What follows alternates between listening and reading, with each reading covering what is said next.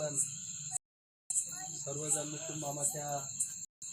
एक छोट्याशा विनंतीला मान देऊन उपस्थित राहिलं त्याबद्दल मी सर्वांचे स्वागत करतो मामाच्या वतीने। तसेच आपले लाडके मामा म्हणजे मुकुंद मामा यांना प्रथमतः वाढदिवसाच्या शुभेच्छा देतो। मामाच्या बाबतीत बोलायचं झालं तर मामा असं एक व्यक्तिमत्व आहे, पहिले 7-8 वर्षाचा कालावधी सोडून द्या, त्याच्यानंतरचा खरंच म्हणजे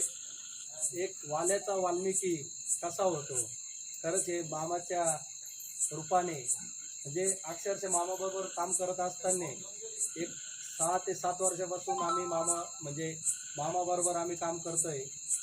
म्हणजे मामाकडून शिकण्यासारखं भरपूर काही आहे। मामाची जर इच्छाशक्ती जर पाहिली काम करण्याची दिव्यांगांच्या बाबतीत असेल, ग्रामपंचायत लेवलला ज्यावेळेस प्रथमतः आम्ही सांगायचं बाब म्हणजे आता हे राजकीय स्वरूप नाही आहे, आपलं एक घरगुती छोटासा कार्यक्रम आहे,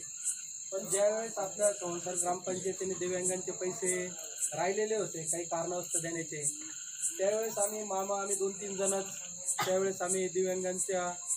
हक्कासाठी त्यांच्या निधीसाठी जो राखीव निधी राहतो 3%, त्याच्यासाठी आम्ही ग्रामपंचायतला निवेदन दिलं, भाऊसाहेबांना भेटलो, नंतर आपल्या मैत्रीताई होत्या सरपंच त्यांना पण भेटलो, त्यांना पण सांगितलं। आणि अक्षरशः खरंच एक दिव्यांगांची व्यथा काय असते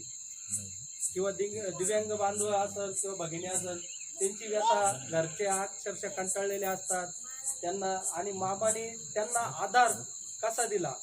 तर ग्रामपंचायतचा जो निधी होता तो मामाने पहिल्यांदा त्यांना आपल्या गावामध्ये मिळवून दिला। म्हणजे त्यांचं खूप चांगलं असं काम त्यावेळेस बघायला मिळालं। त्यानंतर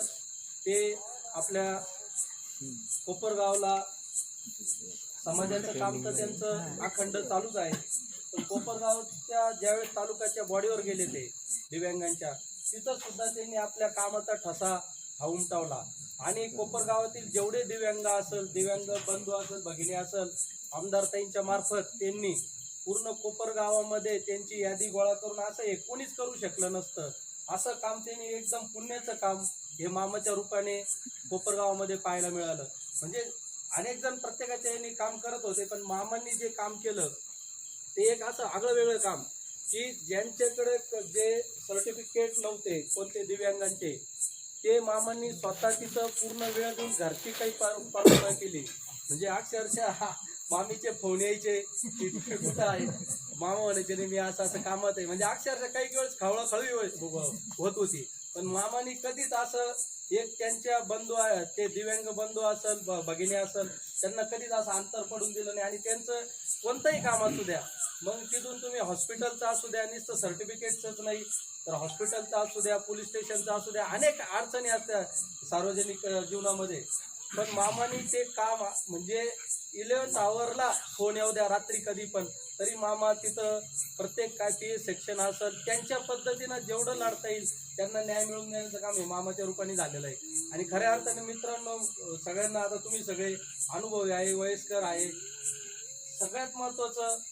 की मामाच्या रूपाने जे काम आपल्या गावातून एक युवक पुढे येतोय, एक ओबीसी समाजाचं युवा नेतृत्व जरी म्हणलं तरी वावं ठरणार नाही। कारण कसं आहे मामाचं भेदभाव हा इतर समाजामध्ये कोणाच नाही, सगळ्यांना बरोबर घेऊन त्यांचं मामाचं काम हे पुढं चालत आहे। आणि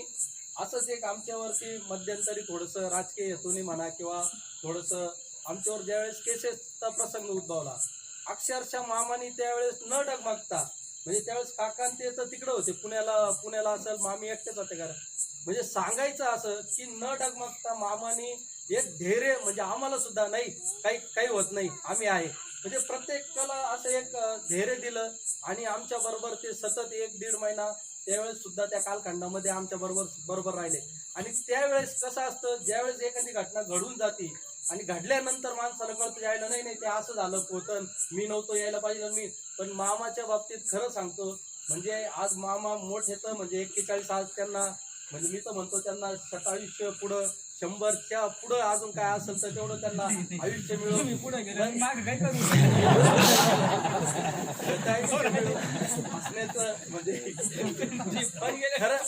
खरं जे आहे मामाचं खरंच काम एकदम चांगलं आहे. आपल्या तर संवत्सर मध्ये तर परिचय आहेच मामाचा, पण कोपरगाव मध्ये सुद्धा मुकुंद मामाच या नावाने ओळखले जाते मामा. म्हणजे त्यांचं काम म्हणजे कोपरगाव तर आहेच आहे, पण इतर जे पक्ष असेल किंवा राजकीय पक्ष असेल या नेत्यांशी सुद्धा संबंध मुकुंद मामाचे खूप चांगले आहे. म्हणजे मी जवळून पाहतो की अनेकांचे फोन येतात त्यांना की कुठून म्हणजे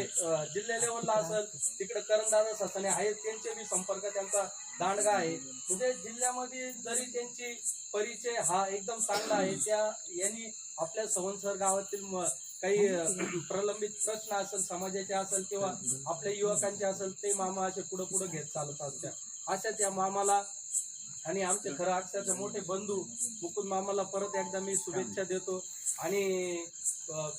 जसं मी म्हटलो तुम्ही शेताळीची हो